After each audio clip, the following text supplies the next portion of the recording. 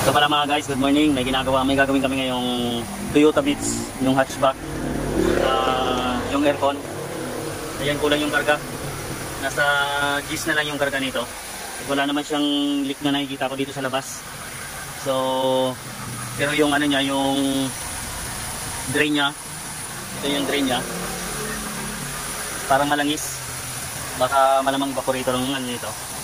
Pero try ko muna itong lagyan ng ano, kargahan muna to ng preyon para malaman kung pag pumatak yung tubig niya dito, yung sa drain niya, pag lumamig to, malalaman tatagas yung tubig sa uran namin ng ano, para makita namin yung leak niya ba, kung may sumasamang langis yung tagas niya ng tubig. Kasi ito parang malangis, mamasama-sama ng langis. Pero try lang namin muna kasi kulang na yung karga niya, oh. Tapos i-cleaning na rin namin tong condenser diretso na dumi. Kunin mo po yung preyon ko. So palamigin ko muna siya guys para masaura namin ng tubig yung drain niya. Yan na lang muna gagawin namin para bago namin talaga ma-sureball namin na yung evaporator ang may problema. Kasi dito wala akong nakikita ng ano. Ito may kunting ano lang siya, pero wala naman naglalangis. Pero sabunan na rin namin to. Ibo. Kargahan muna namin siya ng preyon. Palamigin muna namin.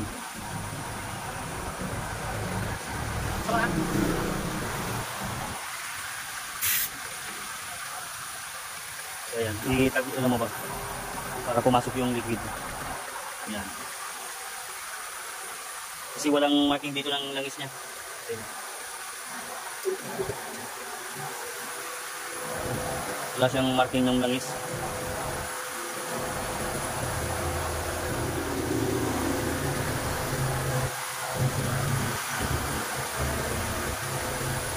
Kaya kailangan mapalamig muna namin siya, tapos saura namin yung papatak na tubig doon sa drain para malaman namin kung may sumasama bang langis.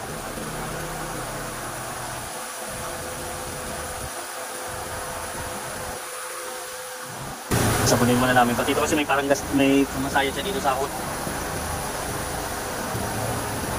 Pati yung ano. Wala naman. Diyan, wala dyan. Walang langis.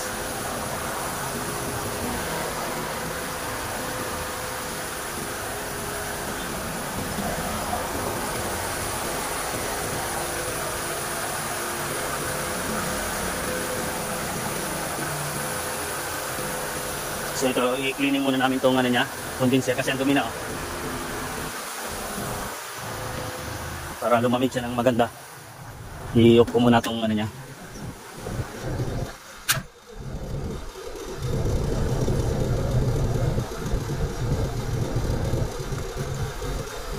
Ano nga pala ito, Toyota Beats hatchback. Ayan, maganda na yung lamig niya, okay na yung lamig niya. So, try ko lang muna yan, oh.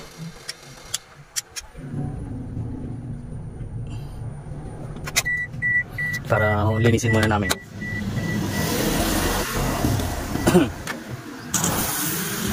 So, ito guys, linisin muna namin para matanggal talaga yung ano niya.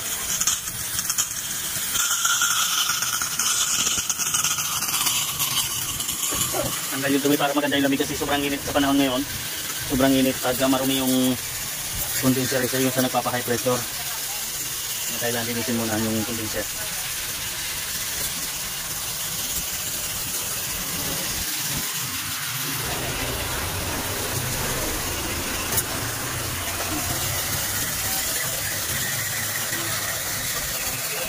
Yan ang dumi, oh.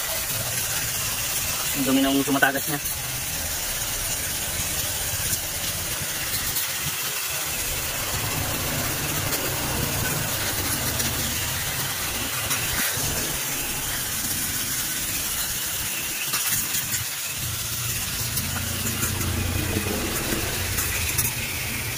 So pati yung radiator niya, yan na rin, linisin ko na rin para matanggal na yung mga dumi-dumi.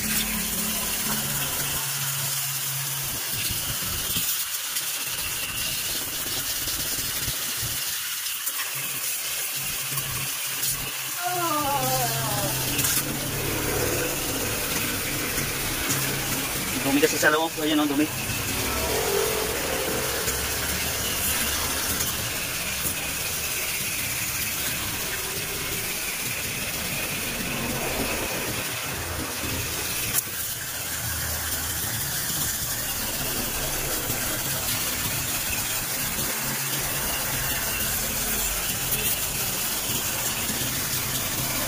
So ayan, okay na, malinis na.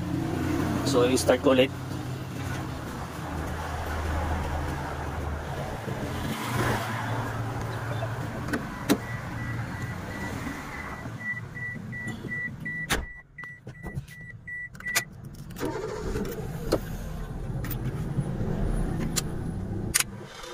So ihain natin yung blower niya para maano natin yung lamig habang nagkakarga, nagdadagdag ng freon.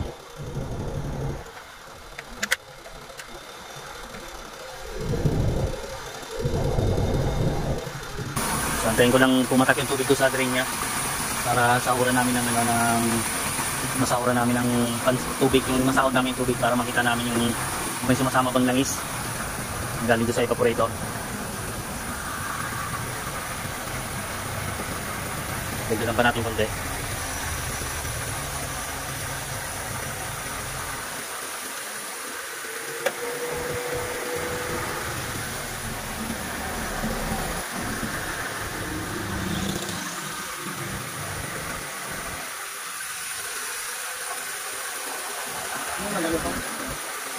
Malamig pa kasi.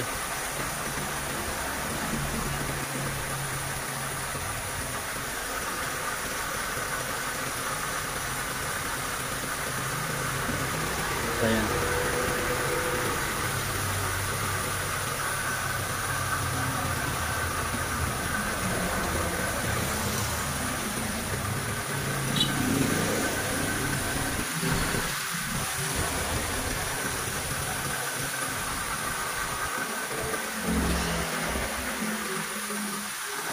So ito guys, kompleto na yung preo nito. Ayan, lumamig na, nag-fitting na yung lamig dito sa low side niya.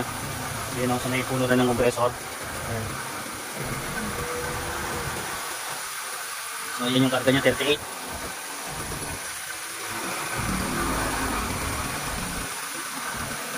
Ayan. So antay ko lang tumagas yung auxiliary yung sa ano niya, drain ng tubig para masaura namin. Check natin yung lamig sa loob. Apya.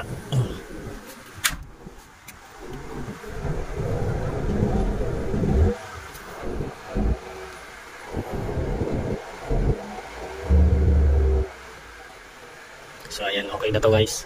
Ayan.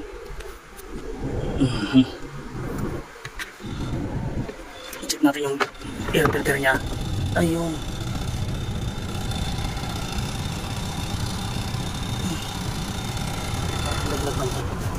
Nalaglag na yung pinaka computer box niya.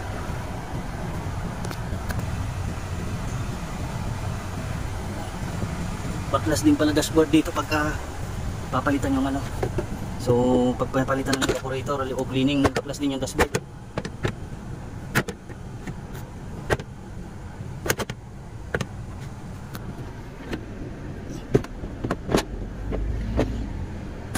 So okay na to guys. Ayan o. Sakto na yung saktong-sakto karga niyan, malamig na rin yung loob. Ayan o. Ganda na ng moist ng ano niya. So check ko lang kung may leak ba to. So bali sabunin ko lang to para malaman kung may ano ba siya. Kasi walang takip to. Yung starting line niya walang takip.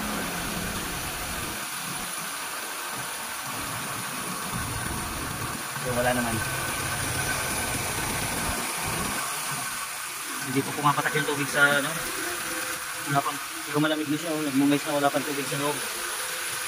So okay na to guys, bali obserbahan na lang muna to kung ilang weeks ba mawawala yung lamig, yung preo niya. Tapos mamaya antayin ko na lang mamaya mag-attack yung drain niya para makita kung may langis na kasama. Wala pa kasing pumapatak, pero okay na to. So ayan guys.